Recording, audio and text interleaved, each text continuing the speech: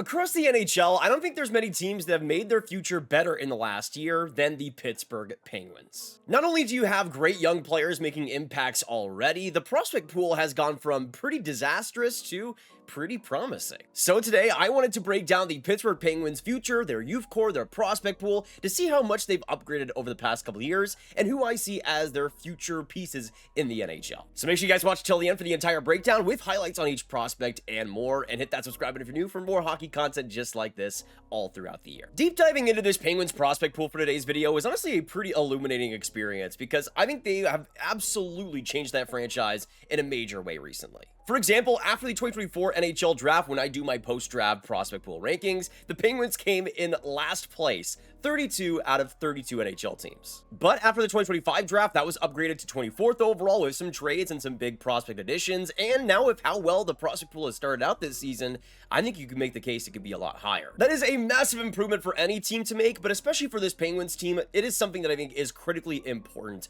With these final years of Crosby and Malkin and Letang and everybody, you want to have something to look forward to after those guys are gone. But I think you have a really interesting core coming into place now. And some of those prospects like Ben Kindle are already making major impacts in the NHL and making the Penguins way more competitive than they would have been. But let's start out the prospect pool review with Ben Kindle, who has made a massive impact on this Penguins team. Just having a prospect like Kindle that's exceeding expectations is such a win for this Penguins team right now. But Kindle is somebody that I did not expect to be in the NHL this year whatsoever. But not only has he made the NHL, he's become a pretty core part of that Penguins roster. Drafted at 11th overall, I wasn't quite sure about the pick at the time, but I was higher on Kindle than most, ranking him 14th in my draft rankings, whereas a lot of other scouting services were around the 20s to mid-20s when it was all said and done. With Kindle, obviously the handles and the speed in his game was such a major component to his play, but what I also appreciated was the work that went into it. He wasn't a special defensive player by any means, but he was engaged and trying to create turnovers, and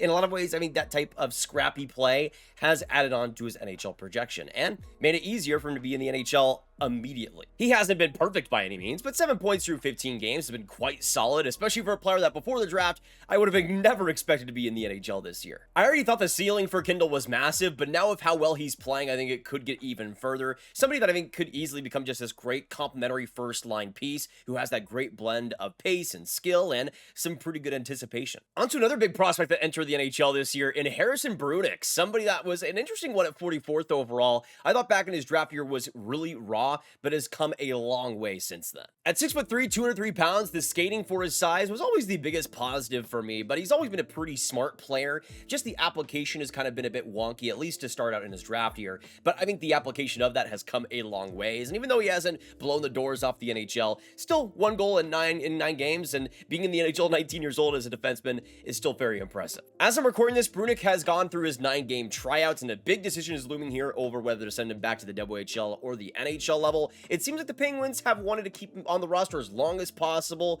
but we'll have to wait and find out. He's one of those weird edge cases where I think he's too good for the WHL, but not quite good enough to earn consistent NHL minutes. The AHL will be perfect, but not eligible for that until next season's new rules come into play. Still a very intriguing prospect, though, and something that I think will eventually round out as a pretty good number 3 defenseman, I believe, on your defense long term. Getting into a forward prospect here, though, that has been absolutely electric this season, we go on to William Horcoff in the NCAA, who I would say among all Penguins prospects, not in the NHL this year, has been the most dominant. At 6'5", 203 pounds, he was another one kind of like Brunicke, who was quite a bit raw in his draft year. Last season, he played in the NCB to start things out, wasn't really winning the opportunity that he really deserved, went on to the University of Michigan, I thought played pretty well there, 10 points in 18 games, especially transferring there midway through the season, I thought did about as good as he could have. But this season, you can see the start to his year with Michigan, 12 games, 11 goals, and 16 points. One of the league leaders in the NCAA in goals and points, and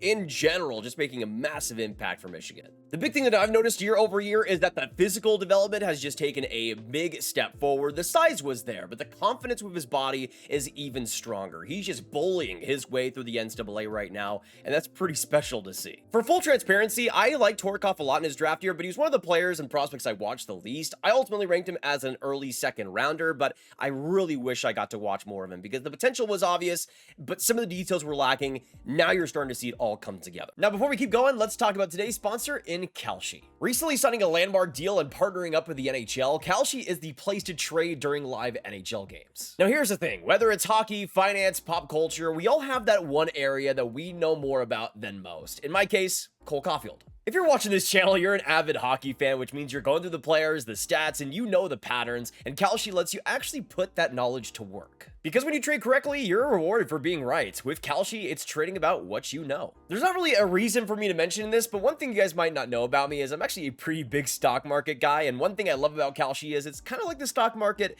but for sports. Before and during the game, the odds will update live as real people place real predictions. So let's say you trade a contract for the lease at 47% to win the game. That means there's a 47% chance that event will happen. And if it does, you get $1 per contract win, which will double your money. But these are real money markets driven by the people and what they ultimately think will end up happening. Ultimately, Kalshi just facilitates trade within the hockey community and the games themselves. That means there's no vig or limiting you if you're winning or not. It's just a fair playing field. And if you want to try it out, now is the perfect time. Just head into the link in the description down below and also in the pinned comment, and Kalshi will give you $20 when you sign up and trade 100. A huge shout out to Kalshi for partnering with us for today's video, and let me know in the comments, what trades will you end up making? Now, William Horcoff, I think, projects as a really interesting middle six center right now. I think Bill Zonnon as well, who they drafted a couple picks earlier, could be a very interesting third line center when he eventually rounds it all out. He's had a really unfortunate season up to this point, getting injured to start out the season, then playing 2 games, and then got injured again.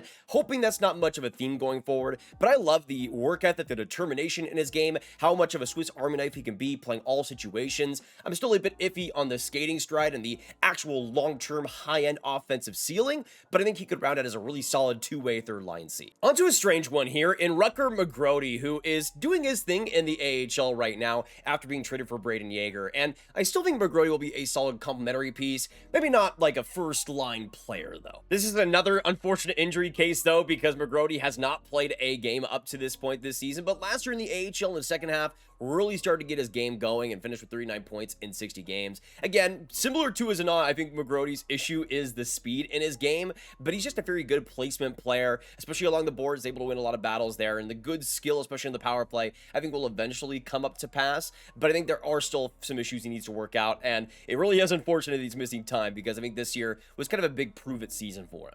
Going on to another success story, though, so far from the 2025 draft, similar to Will Horcoff, we go on to Jordan Charron, who has been absolutely incredible in the OHL this year. Of course, as a Kyle Dubas OHL draft pick, he has to be a Sioux Greyhound, but as a 5th rounder, he's looking really interesting in terms of total value here. This last season, getting 15 goals and 21 points in 21 games. Considering Sioux hasn't been an offensive powerhouse, he leads all forwards on the team in point scoring and, of course, goals, which ties him second among all OHLers. The big thing that's impressed me when it comes to Charron this year is the consistency in his determination, because he's always had a lot of edge to his game, always like to go into the physical areas, but this year he's doing it every single shift and really putting himself in positions to succeed. That overall goal scoring combined with a fantastic shot leads to a lot of goals. Now on to another 5th rounder here for the Penguins that's looking pretty interesting, and Nicolas Lefebvre out of the KHL, who just continues to light things up over in Russia. As you guys can see, Ilen has, especially since his draft year, just continued to mow down the competition of the KHL. This season, 19 points and 14 assists through 25 games. A lot of the success has been because of the growing opportunity, but the skill set here is radiant. How smart he is with the puck on his stick is clear for everyone to see.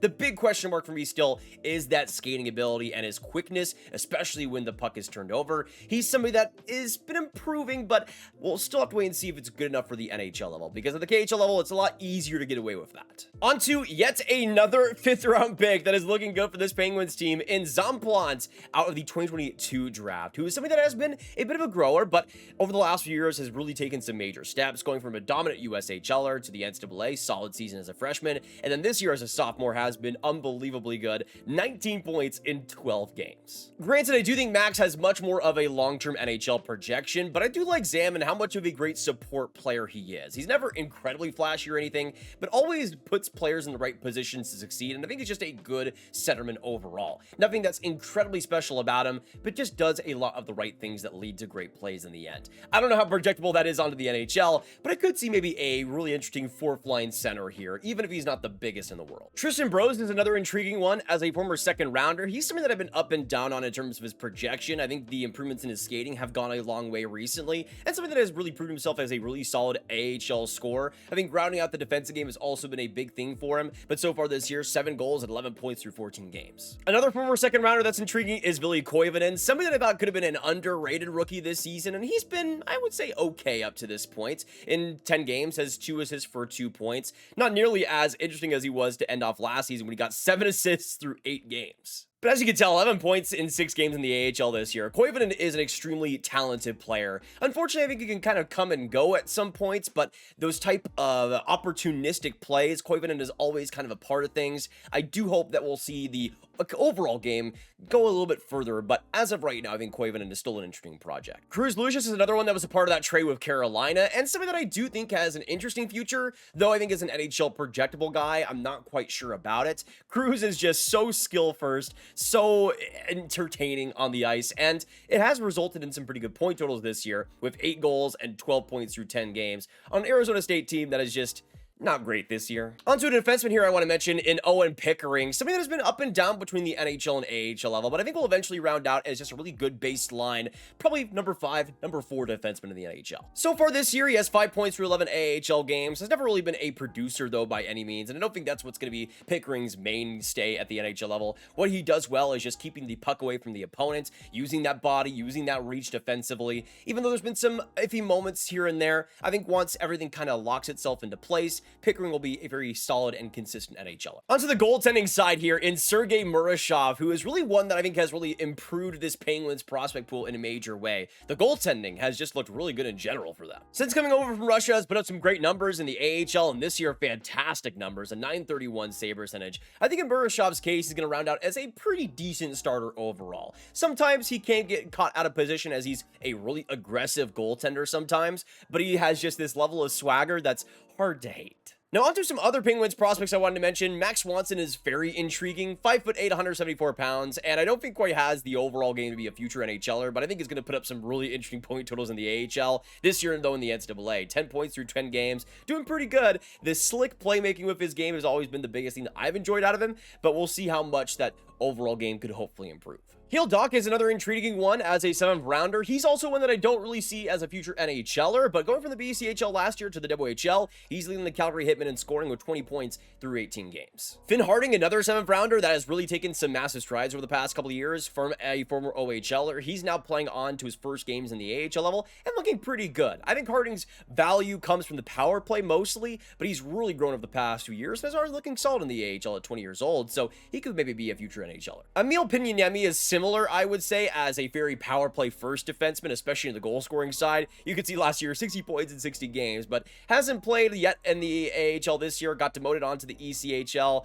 which isn't fantastic, and his future with the organization is kind of in flux right now after he didn't report, so who the heck knows what's happening here. Peyton Kittles is a pretty intriguing one at 6'6", 194 pounds. I'm still not sure as a top 40 pick, but I think has a good translatable physical game and is just somebody that uses his reach very well. I think could round out as a pretty decent number 6, maybe number 5 defenseman on your bottom pair. And then we go on to the unfortunate cases here at the last point. Guys that I think could have an NHL future that have just been injured as well. Tanner Howe is an unfortunate one as a former 2nd rounder. This was supposed to be his first year in the AHL, and he has just been injured all throughout. Expected to come back in late January, but we'll have to wait and see. Joona Vasanen is something that I think is a really underrated prospect in the Penguins pool, has just been exceptional in the NCAA these last couple of seasons. Great for Western Michigan as a freshman. This year started out really good, 6 points in 7 games, and defensively, the IQ is just sky high. Unfortunately, though, got recently injured and is expected to be out long term, which sucks. And then Joel Blomqvist is another unfortunate case. Somebody that was looking really good as a 2nd rounder for the Penguins, coming up in the Liga, playing really good as a starter, then going into the AHL this last couple of seasons and playing some really good minutes there, and unfortunately hasn't played a game this season. Seems to kind of have been leapfrogged by Sergei Murashov in the system, but I do still hope that Blomqvist can become a future NHLer. But that is my in-depth look into the Pittsburgh Penguins prospect pool. A lot to look forward to with this Pens future, and even though a bunch of these guys have been injured, hopefully once they get healthy, this Penguins pool will look even more interesting. I'm not going to say the Penguins prospect pool is top 10 yet or anything, but they're building something very interesting here, and it's a far cry from what they had just a couple of seasons ago. But thank you guys so much for tuning in. If you guys enjoyed, make sure you hit that like button, hit that subscribe button, hit the notification bell. If you guys want some more videos, you can become a channel member here by hitting the join button or hitting the link in the description down below. And a big shout out to all the members. Their names will be up here on the screen. But I'll see you guys in the next one. Have a fantastic hockey day, and goodbye.